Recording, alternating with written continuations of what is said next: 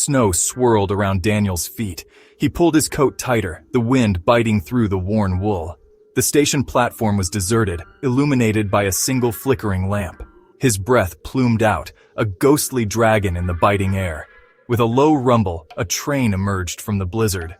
It wasn't the sleek, modern machine he'd expected. This one was old, almost antique, with a massive iron engine and carriages that seemed to creak under layers of snow and time. Daniel hesitated.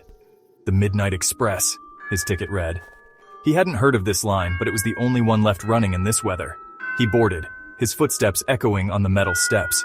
The carriage door hissed shut behind him, sealing out the storm. He was enveloped in an unsettling silence, broken only by the rhythmic chug of the engine. It was like stepping into a forgotten time, a world of shadows and whispers. The carriage was dimly lit by flickering gas lamps, casting long, dancing shadows across the plush velvet seats. The air was heavy, thick with the scent of coal smoke and something else he couldn't quite place, a musty, ancient odor. The upholstery, a deep wine-red velvet, was worn smooth with age. Each creak of the train, every groan of the floorboards beneath his feet, spoke of countless journeys through the years. Daniel shivered despite the carriage's warmth. It wasn't just the temperature contrast. There was an atmosphere here, a palpable weight that pressed down on him. He felt a prickle of unease crawl up his spine. This train held stories, secrets whispered in the hiss of steam and the groan of metal. He was the only passenger in the carriage, it seemed, or so he thought at first. As his eyes adjusted to the dimness, he began to make out other figures. They sat scattered throughout the carriage, shrouded in shadow. They were utterly still, their faces obscured by darkness or turned away, their gazes fixed on something beyond the frosted windows. He tried to catch their eyes, to offer a tentative smile, but each attempt was met with an unnerving blankness. Their stillness was absolute, their silence heavy. They didn't cough, shift, or adjust their positions. It was as if they were carved from the very shadows of the carriage, their presence more felt than seen. Daniel found himself holding his breath, afraid to shatter the silence.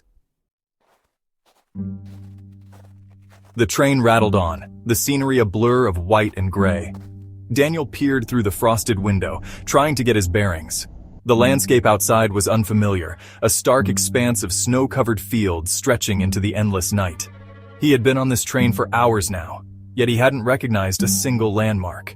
The towns and villages he knew should have been there, but they were gone, replaced by this empty, desolate landscape. A knot of unease tightened in his stomach. This wasn't the route he remembered taking before. Where was this train taking him? He tried to recall the timetable, the route map, but his mind was blank. He was lost, adrift in a sea of snow and shadows. He stood, his legs stiff from the long journey. He needed to find the conductor, to ask about this route, this unsettling delay. He made his way through the swaying carriages, each one filled with the same unnerving stillness, the same shadowy figures frozen in time. He found the conductor's compartment at the end of the train. He knocked tentatively. The door creaked open, revealing a figure as ancient as the train itself. The conductor was impossibly old, his uniform a tapestry of tarnished brass and frayed velvet. His face was a road map of wrinkles, his eyes like chips of coal in their depths. He looked at Daniel with an unnerving intensity. "Lost, are we?" he rasped, his voice a low whistle of escaping steam. Daniel stammered, "The route! It's not... Where are we?" The conductor's smile was a chilling thing, devoid of warmth. "This train," he rasped, his voice barely audible above the rhythmic chug of the engine, "has a special purpose. We collect those who were meant to meet their end on the rails, those whose time was cut short." Daniel's blood ran cold. He remembered that morning, the rush to work, the reckless dash across the train tracks as the crossing barriers came down. He had barely made it, his heart pounding, the horn's blare echoing in his ears. Had he made it? Or was this his end? The conductor's gaze seemed to bore into him, reading his thoughts. "You are one of us now," he whispered. Panic clawed at Daniel's throat. He stumbled back, his hand grasping for the door handle. But the metal was like ice, and the door wouldn't budge. He looked back at the conductor, pleading in his eyes. But the old man only shook his head slowly, a sad smile playing on his lips. "There's no escaping fate," he whispered, his voice swallowed by the roar of the engine. Daniel turned and ran, his footsteps echoing in the suddenly too quiet carriage. He raced through the train, desperate to find an exit, a way out. But every door was locked, every window sealed shut. The train was a cage, and he was trapped within its iron ribs. He could feel their eyes on him, the other passengers, their gazes like icy fingers trailing across his skin. The train screeched to a halt, jolting him from his terror. The platform outside was shrouded in a thick fog, the station barely visible through the swirling gray.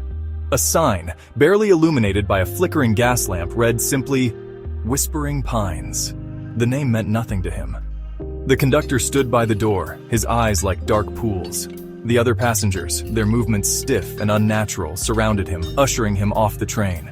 Their faces, once hidden in shadow, were now clearly visible.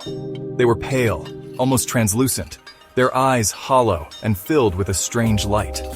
Their touch sent chills down his spine, their fingers like ice against his skin. He stumbled onto the platform, his legs weak beneath him.